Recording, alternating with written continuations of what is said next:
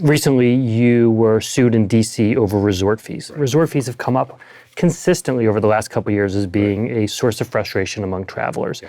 What's your take on both the suit and on the need or lack of need for these fees? Yeah, this is a tough one. Of course, you got resort fees in the hotel industry, you got baggage fees in the airline space. None of us as consumers necessarily love it. What we've tried to do is to be very clear about our disclosure. It's one of the frustrating things about this lawsuit is from the moment this started, and the first resort fees were probably a decade ago, maybe a little bit longer than that, and they were a way of, yes, of course, they were financially driven in some respects, but they were also a way of saying, okay, well, let's fold in the waterfront paddleboard rental or the bike rental or other things that can be part of this package. And basically our approach was to say, we need to disclose it fairly. We need to deliver value to the customers so that they are saying, well, I may not love painted in the abstract, but I get lots of things that I can take advantage of because of this resort fee.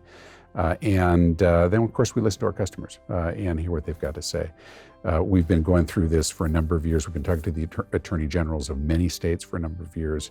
DC withdrew sort of at the last minute and decided to make a bigger test case out of it. We'll obviously fight it. We think it's wrong. It's well disclosed. Yeah.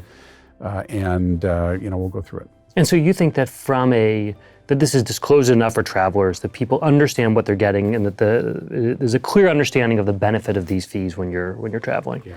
For most customers, yeah. That we obviously pay very close attention to what we're hearing back, either as complaints or other feedback we're getting from our customers.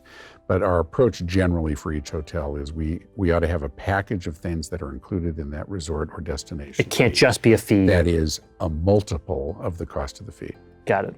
And in many hotels, that may now include a food and beverage credit, which is often equal to, sometimes a little bit more than the fee itself. Mm-hmm. Now, so I think a lot of folks look at that and say, philosophically, yeah, I can understand it. I might not have asked Marriott to charge me that, but I actually can understand why it's happening. So I just want to make sure I'm reading it right. These fees are not going away. Well, I don't think they're going away. I think we do want to make sure we're continuing to deliver value for them. And you can only do that in some markets and some hotels. So I don't anticipate we'll end up with these fees in every hotel, for example, in a suburban market where there's no extra features that really are going to be germane to that guest.